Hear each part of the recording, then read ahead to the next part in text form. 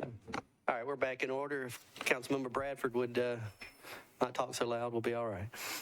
See, he doesn't even know we're talking about him. He's so.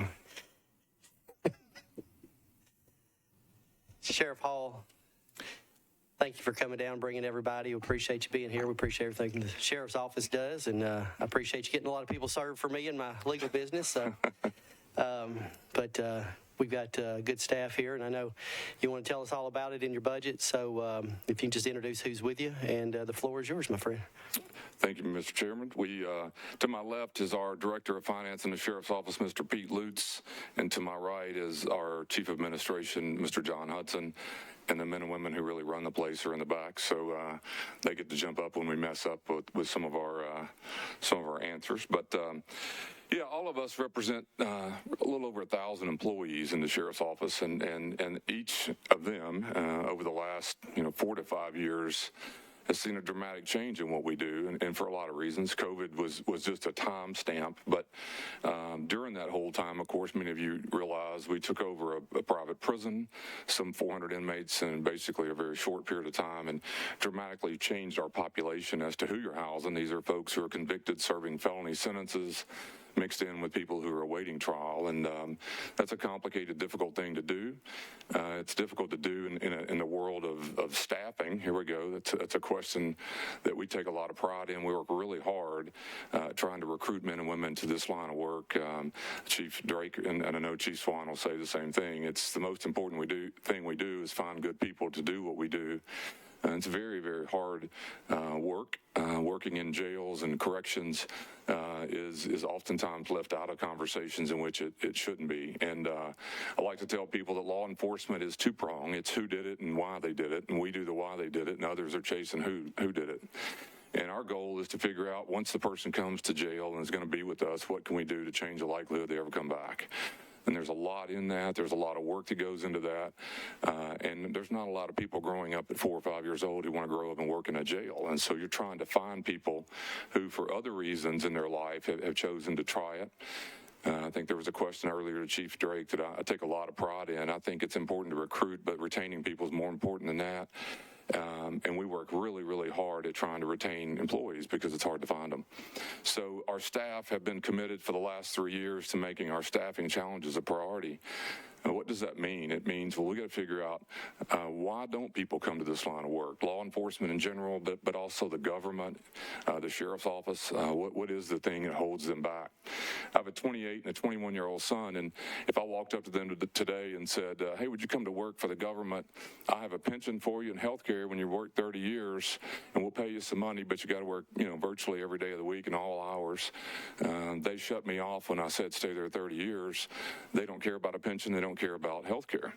And so the age of people we're recruiting are much more interested in something else. And so we can either play hardball and stay the way we've always done it, and we're going to get the same answer, or we flipped ours upside down. We started looking at it and saying, hey, can we find people and train people who will come and work in what we do, be certified and trained to do this job, but not be committed to full-time work for 30 years in a pension? We take the money that you allocate for a pension and health care and roll that into an hourly rate and pay a person working side by side more hourly money with no pension than I'm making standing beside him with those benefits. It's been an amazing 2 years. A lot of work's going into that. We have 71 people today on the payroll who do not have benefits, but they're working under 40 hours on shifts just like everyone else. It is a fascinating thing to watch.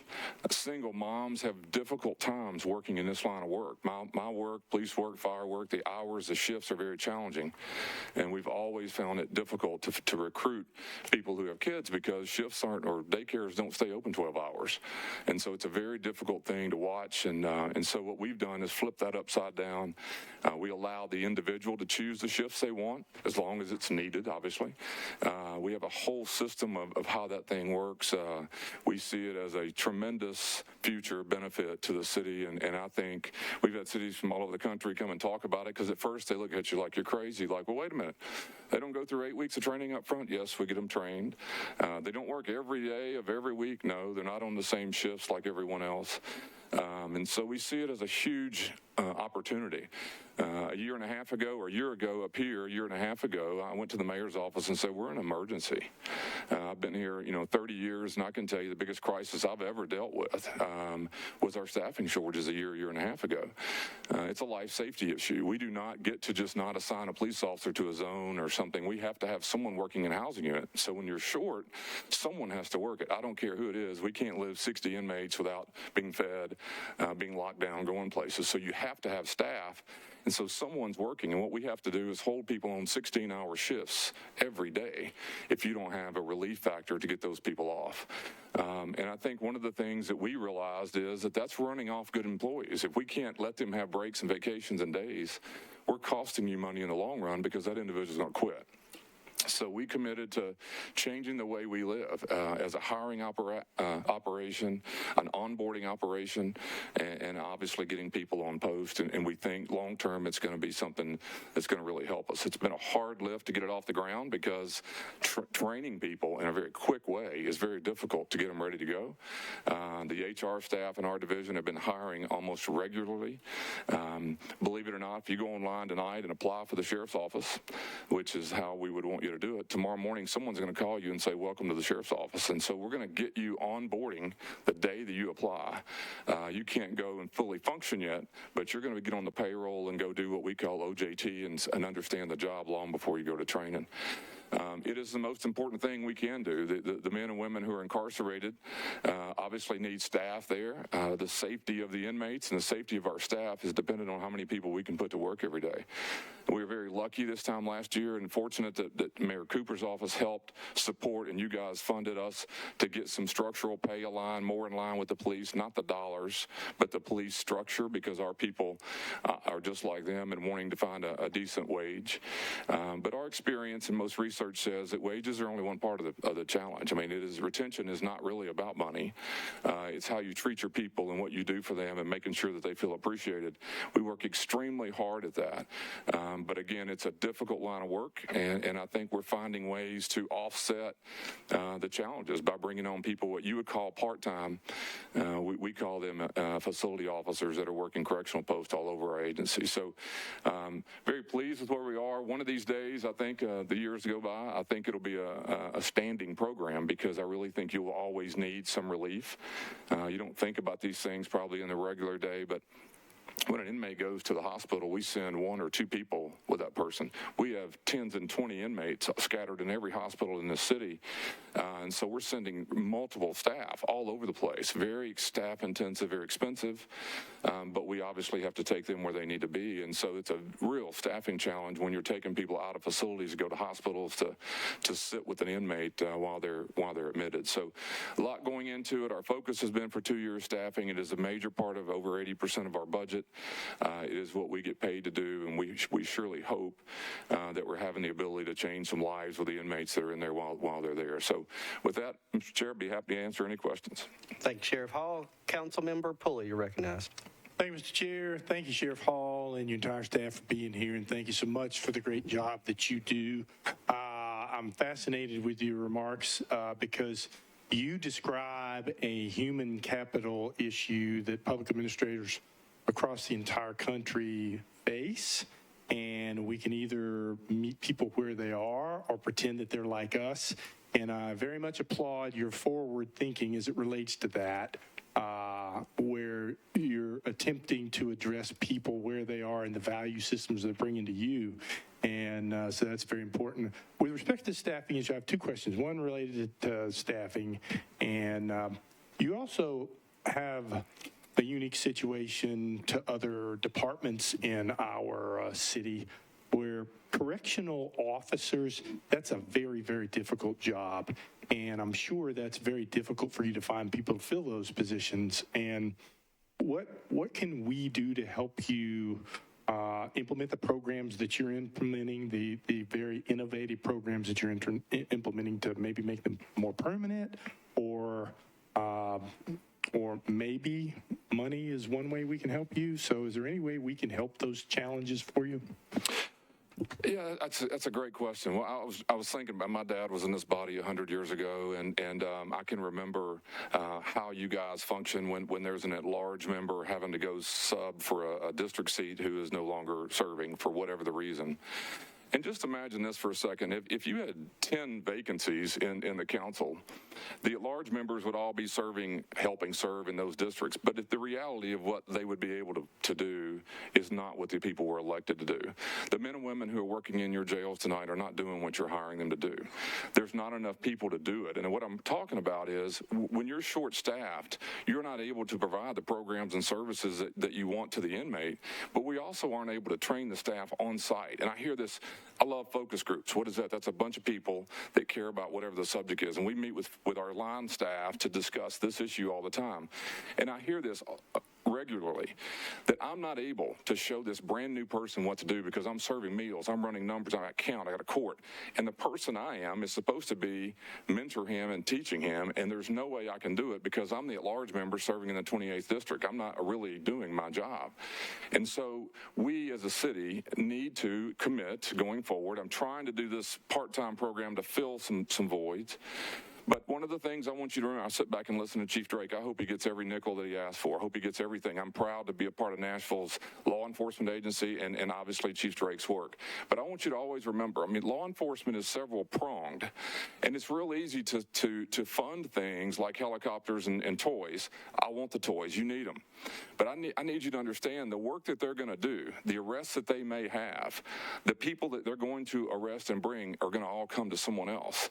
And so as we move forward as a city and as we see things grow, South Precincts and all sorts of growth there, I just want us to remember that what you're almost going to expect to occur is those folks who may not be able to be arrested that need to be, if that's what the South Precinct is going to do. Sure, prevention's important, but the reality of law enforcement oftentimes is you need to think about the prongs that also are going to need to be funded moving forward. And our staff is the biggest part of that for me. I hope this, what we call our part-time program, is going to really solidify some of the leave and relief that we're not experiencing lately. But I hope the city, if I can bring forward as we go, next year or the next year, here's what our needs are. I'm concerned about it. I'm no longer concerned about life safety. We're getting the minimum done. I'm talking about just post it. We're not training him, and we're not providing programs that I think we would all want some of the inmates to get because right now it's at a minimum. I think Chief Drake has 130-something vacancies. I have 172. We're half as big as they are. And so I just want you to know as we go, that's our challenge. It's my job to help find solutions and come and ask for help. Last year you helped us in raising some pay. Right now we're trying to do some creative staffing that I hope won't cost necessarily more money, but it may be a supportive that we need going forward. So I appreciate it, and I really think the core of what we're trying to do is to find that individual who comes to work and tries this effort of corrections that is very difficult to understand.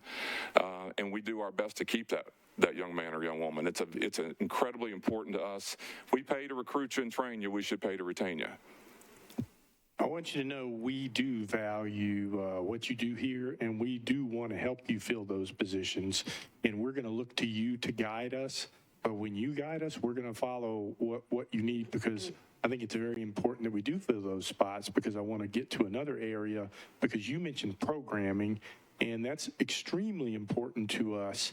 And I'm not really sure that the public knows all you have been involved in with programming. And when you're short-staffed and when you have to move, you absolutely have to take care of the jails. So programming suffers. I saw something on the news the other night about educational courses that you were able to fund through a grant that you received to enable inmates to take classes, college classes, while they're there, which I think is phenomenal. I know you've got programming where you teach many skills to inmates while they are serving, and you allow them to receive certifications in certain areas moving forward. And I think those are great programs that many of us and many in the city don't really know about. And I know you try very hard to get the word out. So if you want to speak to some of those programs and speak to how this staffing shortage is impacting your ability to deliver those, I'd give you the floor to do that. I want to brag about the people who did the real work. We have a woman who runs our education division, Sybil Pruitt, and Christy Bratcher, who is in the back. They applied for a grant. It's an $800,000 grant from the state of Tennessee. That's fantastic. It helps us provide educational services. I don't want to get too in the weeds, but here's what that really means. Historically, we would teach this person the GED. We'd be working with him on the GED, and that's really what the focus for him was. And he would get released with potentially the GED. Over here, we've got a person working on the addictions crisis and the addiction disease, and that's what the focus was. And I may be working on a job skill. I may be trying to learn cosmetology. I don't know. But we have three different people doing three different things kind of independently. What this grant does is basically tie all that together. It allows you to have an education and a training program going on simultaneously. Why that is important is 99% of the people who go to jail go home. There's a large percentage of people who are going to go home fairly soon. They're turning over. They're going right back into our community. They're going to be feeding us. They're going to be cutting our hair, living in our neighborhoods, and are part of our family. That is the population we're targeting, and we have been, to try to provide these skills, i.e. education, addictions, and or a job skill while they're in jail. That is very tough to do when they're not there for a long time. Addiction alone is a tough thing to break a cycle of. So we're trying to do that simultaneously. This grant allows us to do that. I won't bore you with all of it. It basically involves tablets where they can actually have the educational component and the training skills. So when they get out, the potential for them to be able to be employed. There's some really cool opportunities there where when they get out, it would be on a cloud. They can actually go back to what they were learning once they're released. It's not, proprietary here to us. But I'm proud of the fact that I went to our staff. It's a tough thing to go ask for money. And so here we were going other ways. Here's an option, $800,000 for a grant. We have another woman who put a great program together called Father's Day Out, where it brings the children of the person who's incarcerated, and men in this case. We also do it for women, but she applied for a grant and received the money to run her program separately. So in part of that, I hate to tell you this, part of that's because I can't afford to let correctional officers go promote into these jobs without the grant money, because we need to keep some doing the jobs that are so tough. So my hope is, and I want to say this will be the last time with Mayor Cooper's role as a mayor. I've been up here 21 years. I haven't always said this. No one ever tells me what to say when it comes to this. He has supported us in the sheriff's office when I have asked them to, tried not to wear that out. He's had a tough time. I think history will be kind to him. I'm not political about it at all. I'm talking about how he run and helped the sheriff's office. So we've been able to get some things accomplished. Obviously, I need your help as we go forward. It's my job to bring you the information and hopefully get your support. So we look to do that moving forward. Thank you for those comments. I'll just let my colleagues go from here. Thank you. Thank you, Councilmember Pulley. And I just wanted to follow up on that since I deal in the courts every day. A lot of y'all don't realize when you're in court every day how important the sheriff's department is for us. I work at juvenile court and general sessions court. We have a lot of people who are incarcerated who have to show up at court for the hearings. If they don't show up, then the court docket gets put back. We have a lot of DCS cases where these people have to get services while they're incarcerated. If they don't get the services while they're incarcerated, the children stay in DCS custody a lot longer, which means foster care is taken. So all these services, it just rolls downhill if this is not getting taken care of. If we don't get service of process by the sheriff's office, court cases get moved down the dockets fill up. Everybody who works in the court system knows this happens. It's just, that's one of the big cogs in the wheel, is if the sheriff's department's not doing what they're supposed to be doing. So I appreciate the work they do. So Councilmember Cash, you're recognized. Thanks. I want to echo what Councilmember Pulley and had said, and that you talked a lot about the need to retain, attract and retain employees, and you specifically mentioned single mothers. And you kind of said it wasn't just about money, but there are other things that they need, and what does a single mother need? Well, she needs childcare. So I'm wondering if that's ever come into your thinking or discussion about, providing some childcare. And it might not be, free childcare necessarily, but like if we have space in Metro, or you have space on your facility, that we could provide space for that to take place, that would subsidize a good amount of the cost, I think. And so I guess I'm wondering, I'd love to help with that part, and I'm just curious if that's something you all have contemplated. Well, that's a great question. It's something we've tried to deal with over the years. We had a person come to me, a single mom at the time, but this is, gosh, and she was finishing her master's, and she wanted to help with daycare, and I said, let's do some research. And so we polled our staff, we studied the needs of the staff, and the numbers, quite frankly, the numbers of staff. We had, and still do, a facility on the South Campus that could be retrofitted to basically be a daycare. It's a government facility, and it surely would be suitable. And we did a lot of work. One of the things that we found out, though, and again, this would be police, fire, people who have 24-hour day shops really is what you'd be targeting, I think, because that's the difficulty. The volume of people that we, the sheriff's office, and I think the fire, we're out on Harding Place, and fire has a center there. The South Precinct is there now. And so something local in the Antioch area where we were working, the numbers just aren't there to staff and pay for just Metro employees. And I didn't have the bandwidth to go outside of Metro, but I believe someone smarter than me could put together such a thing where our employees would have access to it, along with, and I have no idea what the other industry is out in that area, but it is, I think it would be invaluable to the government to find a way to help, especially these public safety type employees long term. I mean, it's, I can't tell you, when a person, is having a child and that, especially mom or dad, but is a fantastic employee, but that daycare cost and the difficulty of getting it there 12 hours, we see that where they come to us and say, I can't continue to be here. My child is most important. I'm going to have to go work somewhere on an 8-hour shift or something. Believe it or not, that was one of our motivating factors to go to an alternative shift where we could say, can you please, and so I hope Metro as a whole, about 10 or 15 years ago, there was a study done by then HR director, whoever it was, then mayor, whoever it was, to look into could Metro as a whole, afford to do such a thing. But I think long term, the city is going to need some sort of bartering tool for these young men and women who want to go to work that says, and if you come here, you'd have a reduced daycare system. So we'd be supportive of anything. We did our own work. We just couldn't find enough numbers to make it work in our area of town. Thank you. Thank you, Councilmember Cash. Councilmember Bradford, you recognize. Thank you, Chair. Thank you for coming out here this afternoon, Sheriff, and for all your staff for coming out. Before I get to my question, I just kind of want to echo what we've already heard so far, is that how easy it is to work with you and your department. There's not many times where I reach out to department heads and I get an answer that's other than no.